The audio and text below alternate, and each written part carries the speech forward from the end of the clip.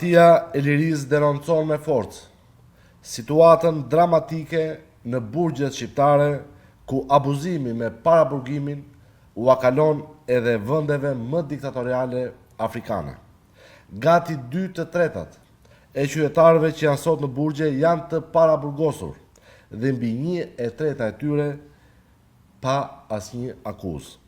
Nëse mesatarja në vendet e Bashkimit Evropian është 22 deri 25% e totalit të popullsisë në burgje, në Shqipëri kjo mesatare është gati 3 herë më e lartë, duke sjellë një mbipopullim të theksuar dhe kushte skandaloze.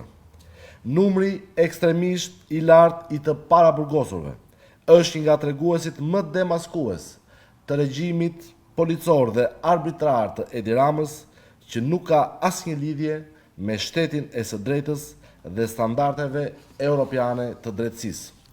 Ky fakt konstatohet edhe në raportet e organizatave ndërkombëtare, si Këshilli i Europës, Amnesty International dhe vetë raportimet e avokatit të popullit në Shqipëri, që denoncojnë mbipopullimin e burgjeve, kushtet shnjërzore, sidomos për të paraburgosurit, mungesën e kujdesit shëndetësor, dhunën, abuzimin dhe keqtrajtimin fizik, si dhe mungesën e aktiviteteve rehabilituese. Numri tepër i lartë i të paraburgosurve në Shqipëri dëshmon hapur abuzimin me paraburgimin, që përdoret si mjet penal përpara se të ketë vendim gjykate, gjë që e bën inekzistent parimin e pafajësisë derisa të provohet faj. Jo vetëm qytetarët në paraburgim dhe ata që vuajnë dënime penale, por edhe vetë punojësit e burgjeve rezultojnë të jenë viktima të një diskriminimi dhe keqtrajtimi shtetëror. Niveli i tyre i pagave është shumë i ulët dhe punojësit që nisin punën në këtë institucion paguhen pothuajse në kufit e pagës minimale. Punojësit e burgjeve edhe uniformën e punës e blen me shpenzimet e tyre, ndërkohë që shteti nuk kumbulon as shpenzimet e udhëtimit, pa folur për orës shtesë apo për mirësimin e kushteve të jetesës. Për këto arsye, por edhe të tjera, në vitin 2024, dha ndorheqen nga policia e burgjeve rreth 1500 policë, të cilët sot rezultojnë të papunë apo në kushte tepër të vështira ekonomike.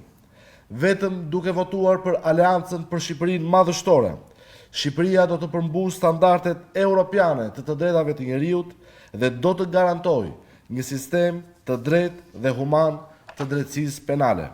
Me fitoren e Aleancës për Shqipërinë Madhështore, në 11 maj, ne do të rishikojmë kodin penal në përputhje me standardet europiane dhe qindra të paraburgosur do të jetohen në liri për t'i dhënë fund një herë e përgjithmonë shtetit represiv. Ne do të miratojmë një plan amnistie, ku do të përfshihen një kategori e gjerë veprash penale, por edhe për personat që kanë vuajtur burgime të gjata dhe që rehabilitimi i tyre tash është arritur. Nuk do të ketë më zvarritje të proceseve hetimore dhe gjyqësore. Ndërkohë në burgje, me prioritet, do të vinë kriminalët elektoral, që nga ata të dosjes që flet të Dibrës dhe deri tek ta të zgjedhjeve të 11 majit. Faleminderit.